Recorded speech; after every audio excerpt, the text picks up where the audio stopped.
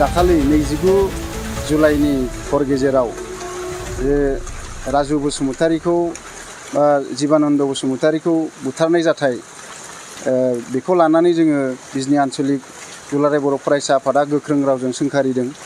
बिथाङा BDSAनिफ्राय न' फारसे गिदिंलांफिननायाव साइटेनगुरिनि मोनसे जायगायाव बिथांखौ बुथारनानै दोनो आरो अखानायै फुङावसो बिथांनि गोथै सोलेरखौ मोन्दों। आरो जों गोथै सोलेरखौ मोननायनि उनाव बियो जे बुथारनाय आबुं प्लेन खालामनानै बुथारनाय बेखौ जोङो नुनो मोन्दों। दा जाय बुथारग्रा दायनिगिरि बेखौ दायो बिजनी पुलिस थानाया एरेस्ट खालामबाय। 3 दायनिगिरिखौ दिनै एरेस्ट खालामदों। दिनै अमृत सरकार, आशिष मोदक बिथांमोनखौ सन्जय साहा बिथांमोनखौ एरेस्ट खालामबाय।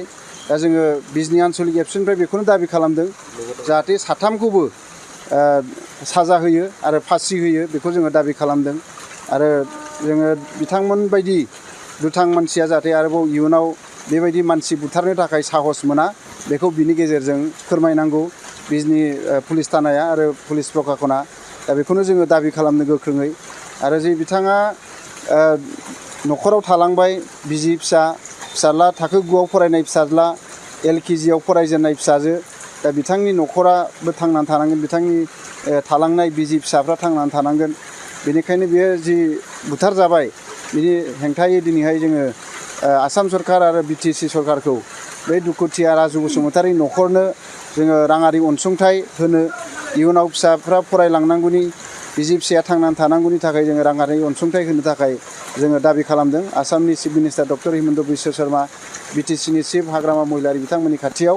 आरो बे थासारिफोरखौ लानानै गोख्रोङै नोजोर होनांगौ दङ। गोबाव समनिफ्राय जोंनि ओनसोलाव, बिजनी ओनसोलाव बेबायदि फिसा फिसौ जाथाया जाबाय थादों आरो बेखौ पुलिस प्रशासनाबो नोजोर होदों। दिनैहाय एसे एनैयावनो बुलायलायनाय, नारलायलायनाय बे दावराव दावसिफ्रा सोलिबाय थादों। नाथाय बेवहाय जोङो राजु बसुमतारी बायदि बेबायदि दाय गैयै सुबुंखौ दिनैहाय बुथारबाय। लोंनानै बेवहाय एसे एनै नांलायनायनि थाखायनो मानसि बुथारनो हायो। बेखायनो बेफोरखौ गोख्रोङै साजा होनांगौ, नङाबा बेबायदि दुथांफ्रा इयुनावबो खाबु मोनबाय थागोन मानसि बुथारनो थाखाय।